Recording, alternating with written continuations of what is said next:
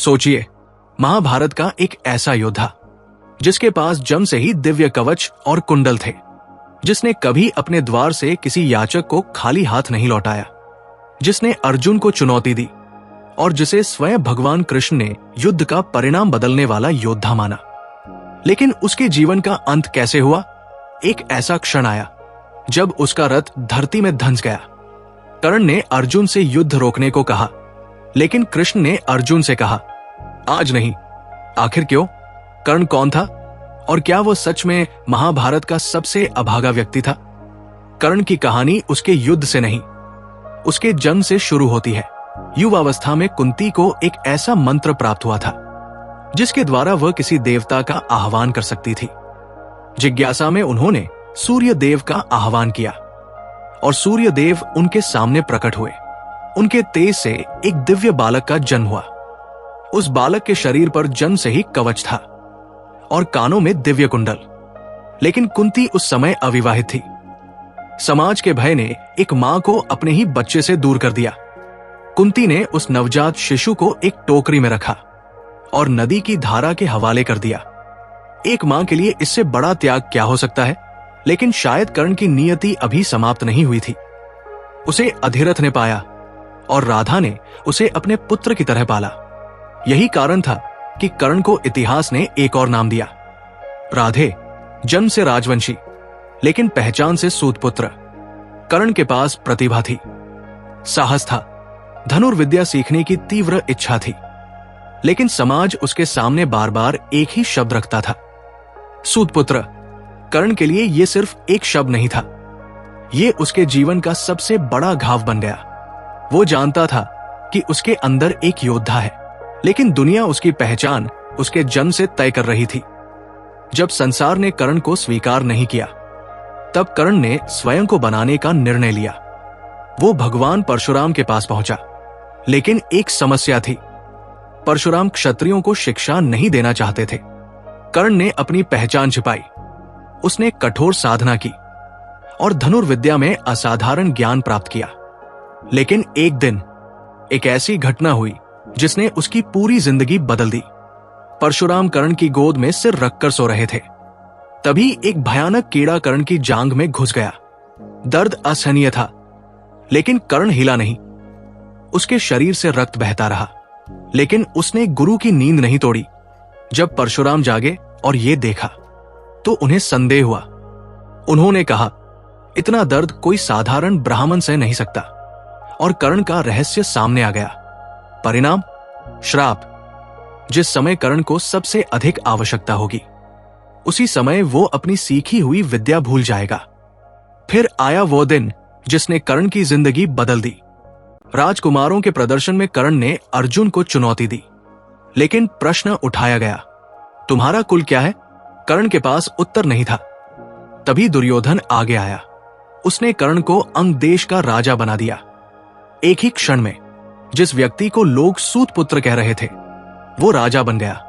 और उसी दिन कर्ण ने दुर्योधन के प्रति ऐसी मित्रता स्वीकार की जो अंत तक नहीं टूटी। कर्ण की कहानी केवल युद्ध की कहानी नहीं है, उसे सबसे अधिक याद किया जाता है दानवीर कर्ण के रूप में। कहा जाता है कि वह याचक को कभी खाली हाथ नहीं लौटाता था। उसके लिए दान केवल धन देना नहीं था, दान उसके चरित्र का हिस्सा बन चुका था। और फिर एक दिन उसके सामने ऐसा याचक आया जो वास्तव में कोई साधारण व्यक्ति नहीं था। कर्ण के कवच और कुंडल उसे जन्म से प्राप्त हुए थे। वे उसकी रक्षा करते थे, लेकिन इंद्र जानते थे कि जब तक ये कर्ण के पास है, अर्जुन के लिए उसे हराना अत्यंत कठिन होगा। इंद्र ब्राह्मण का रूप लेकर कर्ण के पास पहुंचे। उन्होंने कर्ण से वही मांगा जो उसकी सबसे बड़ी सुरक्षा थी, कवच और कुंडल। कर्ण समझ गया था कि यह दान उसके जीवन को खतरे में डाल देगा, फिर भी उसने दे दिया, क्योंकि कर्ण के लिए प्रश्न ये नहीं था मैं क्या खूंगा, प्रश्न था क्या मैं किसी याचक को मना कर सकता हूं। कर्ण की दानशीलता से इंद्र भी प्रभावित हुए। उन्होंने कर्ण को एक दिव्य अस्त्र दिया, वासवी शक्ति, लेकिन उसकी एक सीमा थी। इसका प्रयोग केवल एक बार किया जा सकता था। कर्ण ने उसे अर्जुन के लिए सुरक्षित रखा, लेकिन महाभारत के युद्ध में परिस्थितियां कुछ और थी। युद्ध से पहले कृष्ण कर्ण से मिले और कृष्ण ने कर्ण को उसकी जिंदगी का सबसे बड़ा रहस्य बताया। कर्ण, तुम सूत पुत्र नहीं हो, तुम कुंती के पुत्र हो, तुम पांडवों के सबसे बड़े भाई हो। सोचिए, जिस व्यक्ति ने पूरी जिंदगी अपनी पहचान के लिए संघर्ष किया, उसे युद्ध से ठीक पहले पता चलता है कि वो स्वयं पांडवों का ज्येष्ठ भाई है।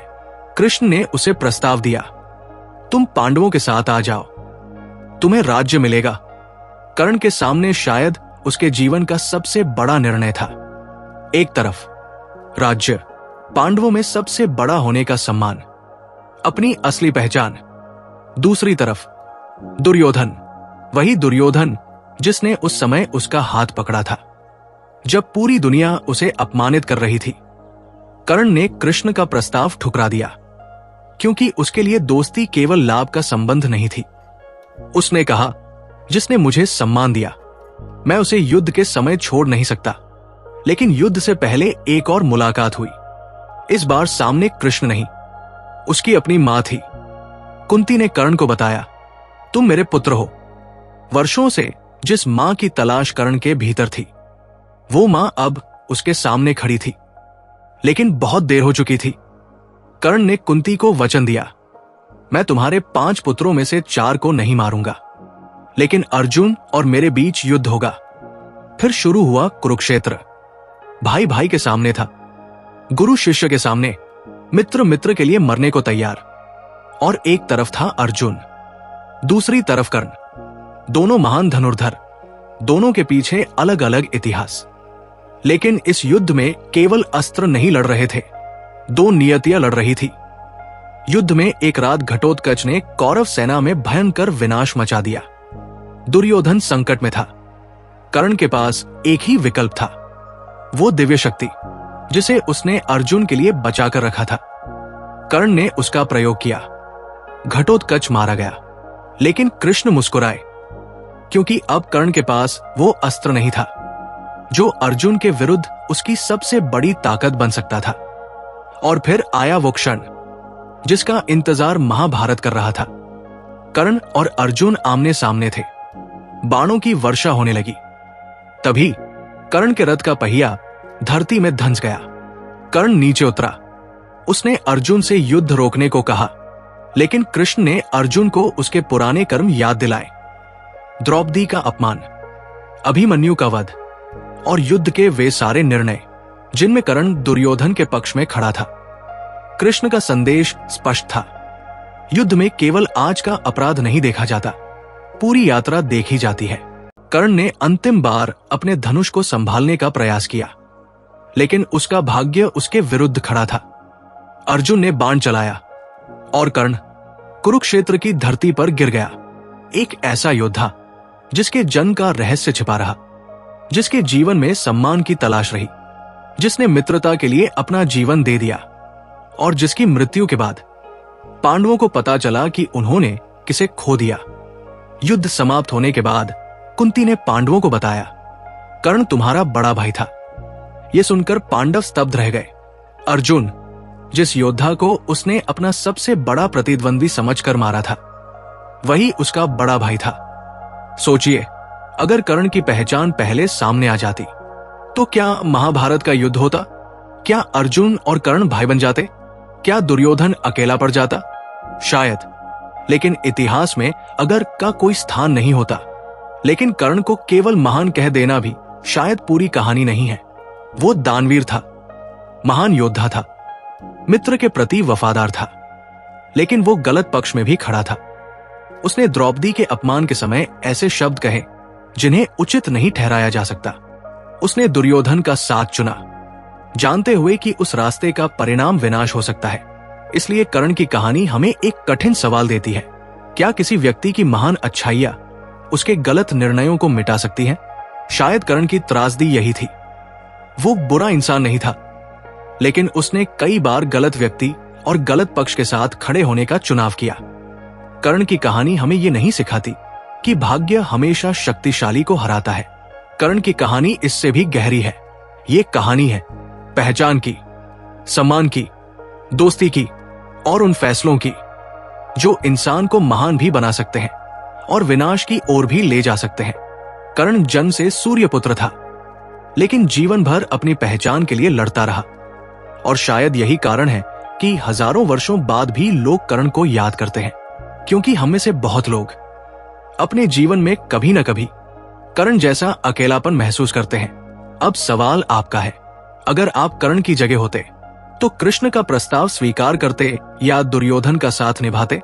अपना जवाब कमेंट में जरूर लिखिए।